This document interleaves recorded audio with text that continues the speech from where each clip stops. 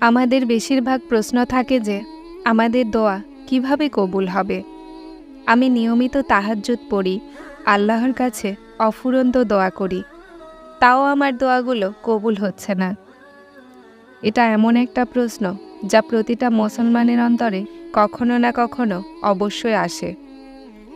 আমরা সবাই আল্লাহর কাছে দোয়া করি, নিজের জন্য, নিজের কাছের মানুষদের জন্য উত্তম জিনিস চাই, কিন্তু তাও কখনো কখনো এমন মনে হয় যে আমাদের দোয়াগুলো কবুল হচ্ছে না।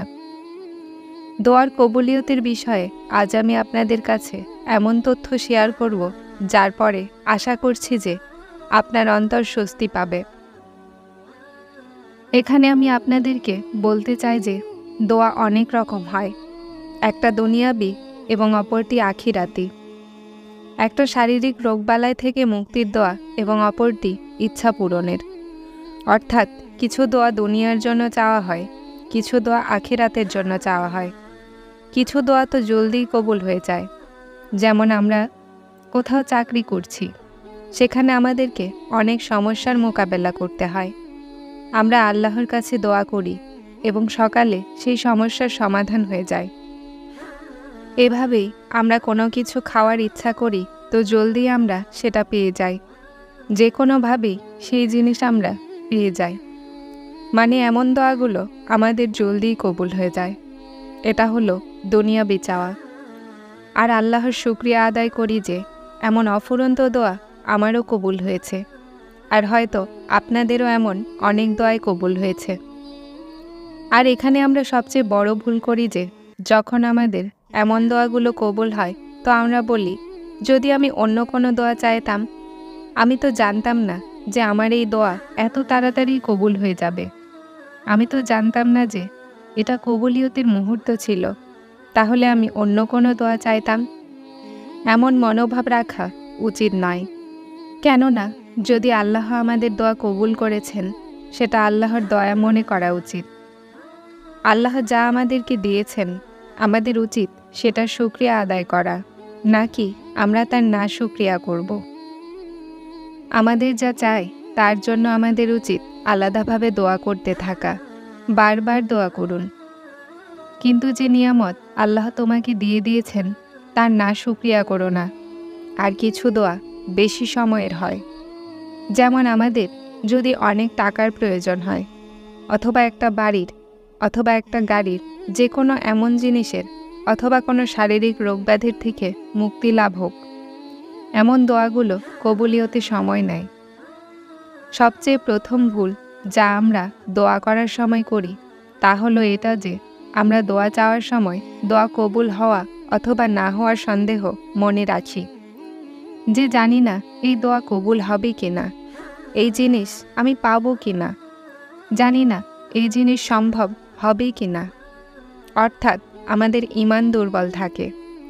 যখন আল্লাহ কোরআনে বলেন, যা কিছু তুমি আল্লাহর কাছে চাইবে তিনি তোমাকে সেটা দিবেন, এজন্য এই কথায় বিশ্বাস রাখুন যে আল্লাহ দোয়া অবশ্যই কবুল করেন। এখানে আমি আপনাদেরকে 3 বন্ধুর এমন এক ঘটনা বলবো যাদের দোয়া আল্লাহ জলদি কবুল করেছেন, আর তারা মৃত্যুর হাত থেকে নাজাত পেয়েছে। এখানে আপনাদেরকে খেয়াল রাখতে হবে যে তারা কি উসিলায় আল্লাহর কাছে দোয়া করেছিল আর নাজাত পেয়েছিল। 3 জন ব্যক্তি হেঁটে যাচ্ছিল, তাদের কোনো আশ্রয় ছিল না।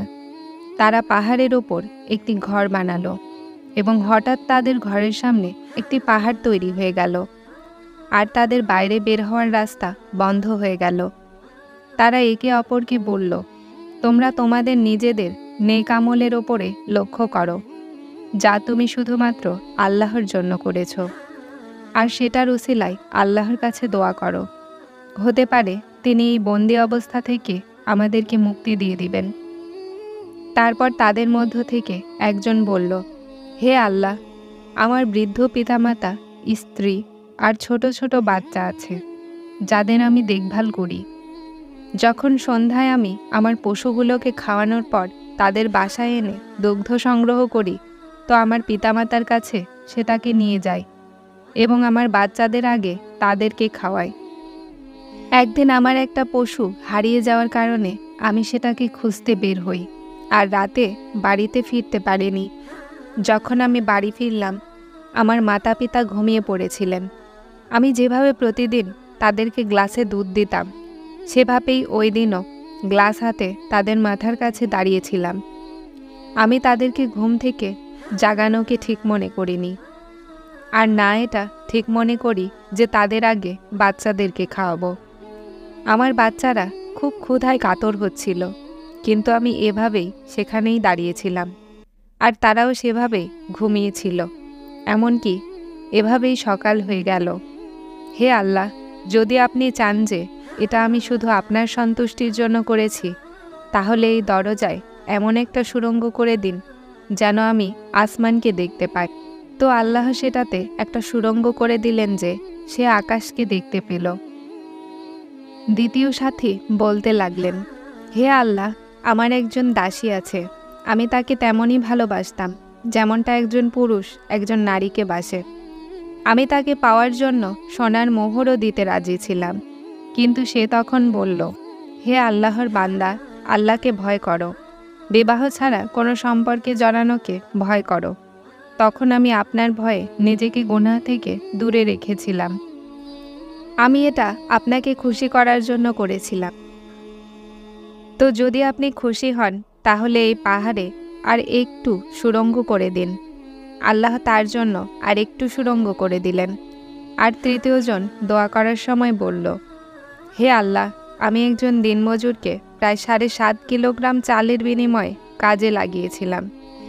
যখন তিনি তার কাজ পুরা করলেন, তো বললেন, আমার হক আদায় করো। আমি তাকে অর্ধেক দিয়ে বাকিটা পরের দিনের জন্য রাখলাম, কিন্তু সে আর আসলো না। আমি তাকে খোঁজার জন্য অনেক দাসদেরকে একত্র করলাম, কিন্তু তাকে আর পাইনি। কিছুদিন পর সে এসে বলল, আল্লাহকে ভয় করো এবং আমার হক আদায় করো। তখন আমি তাকে বললাম, গোয়ালে যাও আর তোমার বাকিটা নিয়ে যাও। সে খুশি হয়ে নিয়ে চলে গেল।